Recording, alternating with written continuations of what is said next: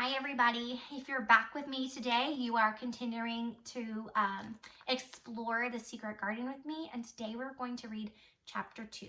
So let's get started. Chapter 2, Hearing a Secret.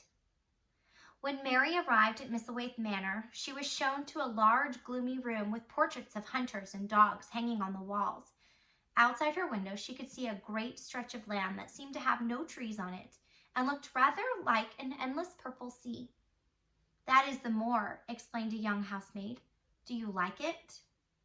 Mary stared at the housemaid and then turned back to the window. "No," she replied coldly. "I hate it." Martha, the housemaid, continued tidying up Mary's room and unpacking her things. If she noticed Mary's rude tone, she didn't show it.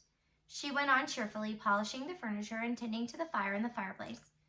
"Well, I just love it," she told Mary. "It's covered with sweet-smelling things and grows lovely in the spring. I wouldn't live away from the moor for anything. The name's Martha," she added. Mary scoffed at her strange new servant. Back in India, servants weren't anything like Martha. They did not talk to their masters as if they were their equals. They bowed and called them master and sir. "Are you going to dress me?" Mary asked Martha, not bothering to introduce herself. Martha seemed surprised. "Can't you dress yourself?" she asked. "No," Mary answered impatiently. "I never have in my whole life. My ayah dressed me, of course." Martha threw up her hands. "Well," she said with a laugh, "it's time you learned."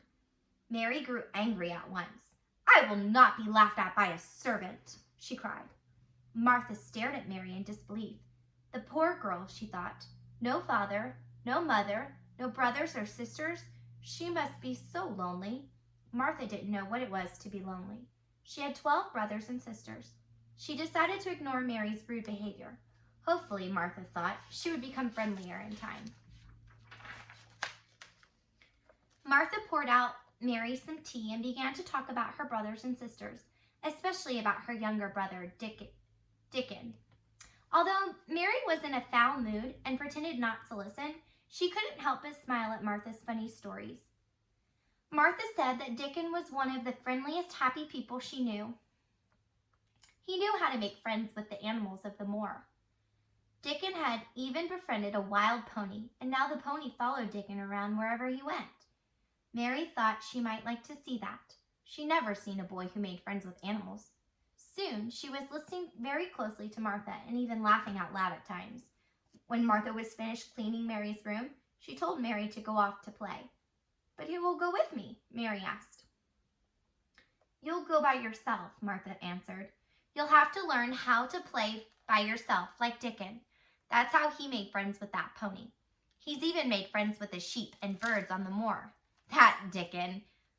All the talk about Dickon made Mary more curious than ever to meet him. "You'll meet him someday," Martha assured her.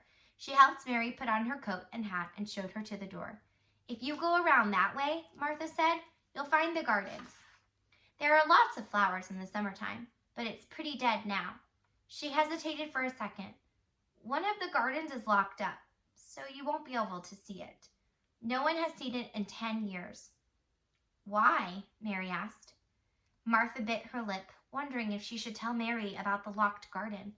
She lowered her voice and explained that Lord Craven had the garden shut up immediately after his wife died. Mary's eyes widened. "He's locked the door and buried the key in the ground," Martha added. Then she realized she had said more than enough. She quickly ushered Mary out of the door.